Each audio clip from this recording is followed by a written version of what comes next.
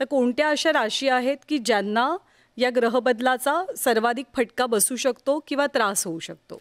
फटका असा नसतोच तो. हं. ज्ञानच मिळतं आपल्याला. त्यातल्या कुंभ आहे, मीन आहे आणि मेष आहे.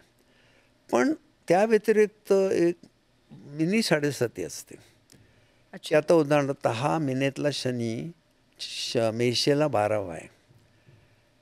म्हणजे त्यांना 7.5 आहेच. धनुराशीला हा 4था आहे. 4था, 8वा आणि 12वा जो ग्रह असतो तो मिनी 7.5 असतो. मग धनुराशीच्या लोकांना आता 4था म्हणजे काय?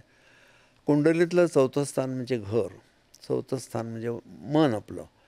मनाला त्रास होणाऱ्या घटना घडणार.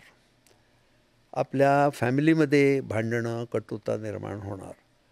पण हे जनरल फळ झालं. पण त्याची हं. पत्रिकाच मुळात खूप स्ट्रॉंग आहे. चतुर्थातच गुरु आहे.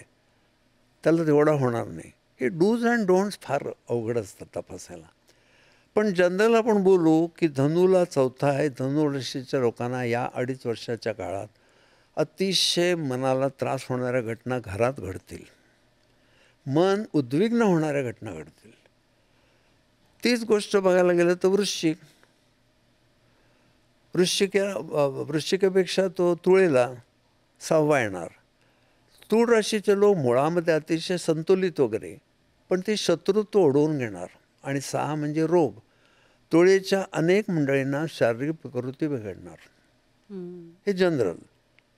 मग त्यांच्या मूळच्या पत्रिकेच्या कुवतीप्रमाणे ते फळ कमी जास्त करायचं. असं प्रत्येक सुद्धा एक एक राशीला मिनी 7.5 असते, ठिय्या म्हणतात त्याला. आणि ही मेन 7.5 आहे, 7.5 वर्षाची.